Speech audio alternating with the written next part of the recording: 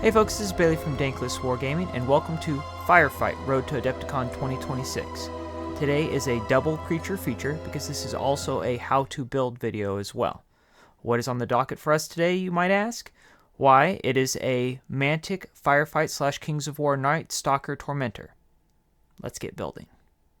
So first place I want to start is the sprue. As you can see, we have quite a few dudes on the sprue. There's 5 dudes and some cool terrain pieces.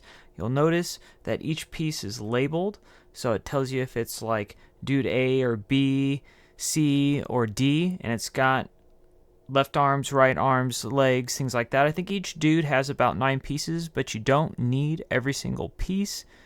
Or there's about 11 pieces marked, but you only need about 9 pieces to build your guy, because you have the option of Wicked Talons or Tormentor Talons. The Wicked Talons let you create the Reaper, like the regular dude, but I want to do the Tormentor because it sounds cool, and he's got these big spiky spike things down here. So I've already pre-cut out my guy.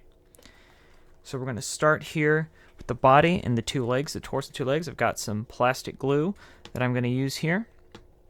And the thing that I've noticed with building a few of these to like get warmed up in practice for this video is that you definitely want to dry fit all your legs and all your arms to figure out where things go.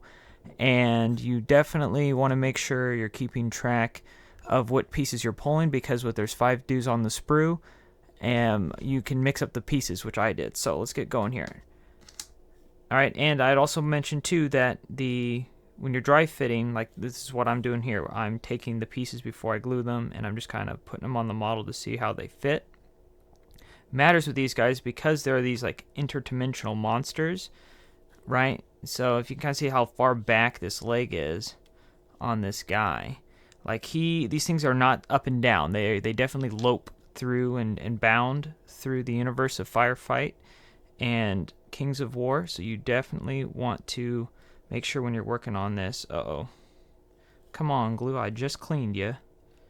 And now you done gummed up already. There we go. That's what we're talking about. That's what the people are here for.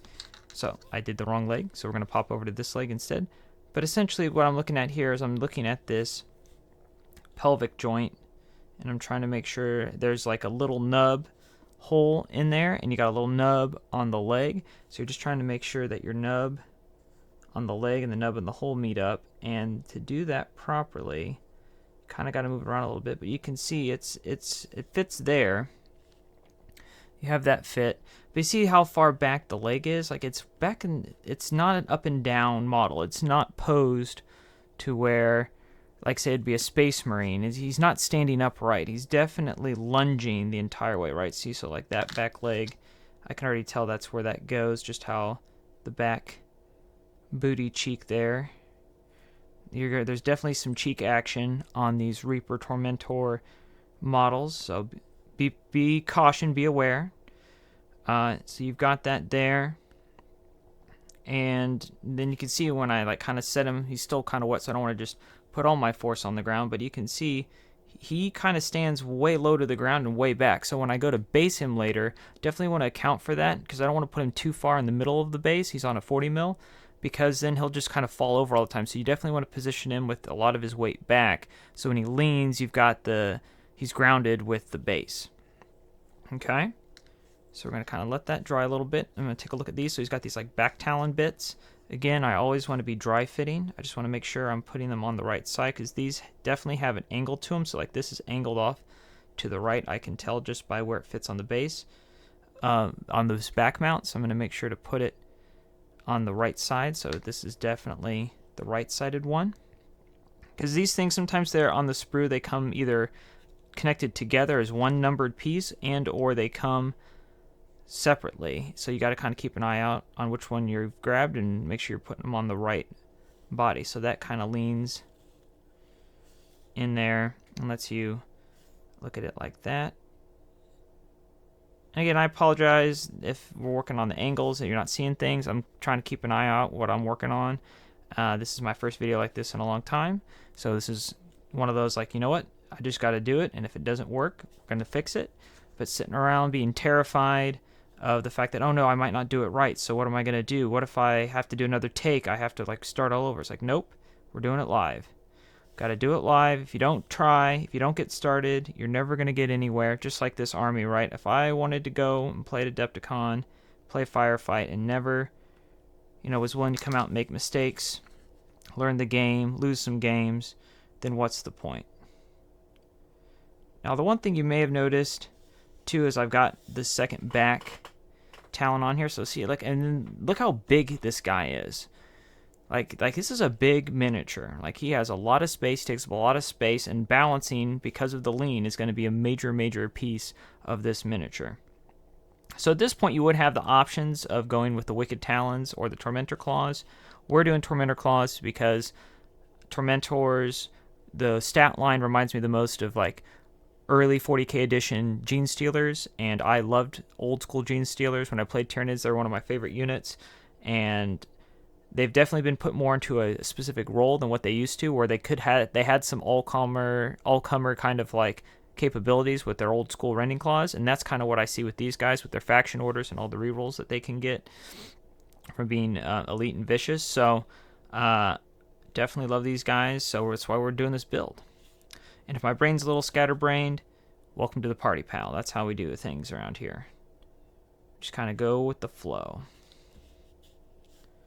But yep, we're going to get these arms on here. So we got the right arm, or the left arm here, and we're going to it kind of wants to fit on there, because if you,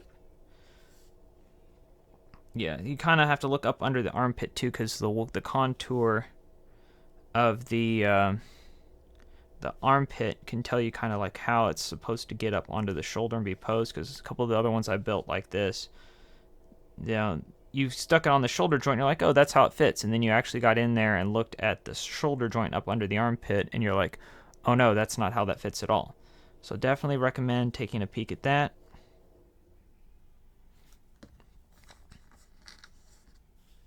Gonna get this other arm piece on here.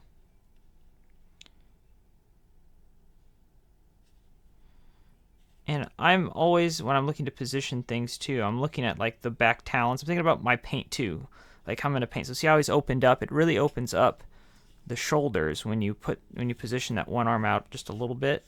Although it's starting to full out because it's the weight of it is messing with it. But I'm also looking back here at this part where the talon is sticking out towards the body. I don't want to have it pinched up against his back, because if I do, then that means painting that area is going to be really hard, because there's very little separation for me to get the brush in, and or I'll have bleed over while I'm painting.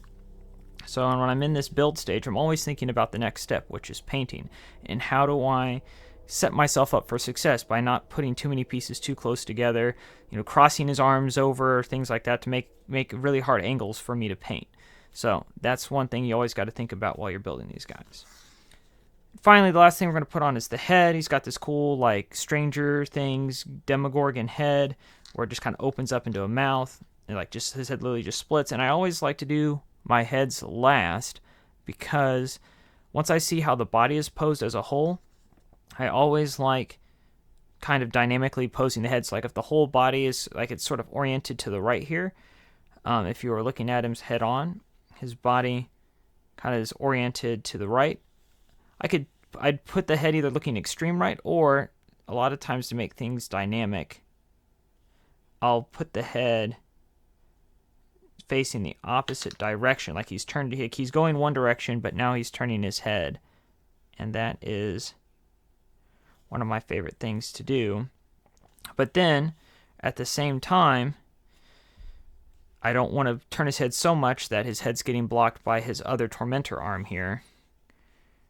I don't want that. I want to be able to see his head. I want to be able to paint all his little teeth and things, make it easy on myself. And that's my goal, though, is that then he still looks kind of dynamic. And that's why I always like doing the head last, so I can get that extra head positioning and make the guy look super, super sweet. And folks, that's how you build a Mantic Firefight Kings of War Nightmare Tormentor. If you want some more Firefight and or Kings of War content, please visit Phoenix Gaming YouTube channel. They're my best friend, my pal, my homeboy, my rotten soldier, my sweet cheese, my good time boy. Chris and I cover Firefight, Kings of War, and many more games in our new podcast, Win That Way.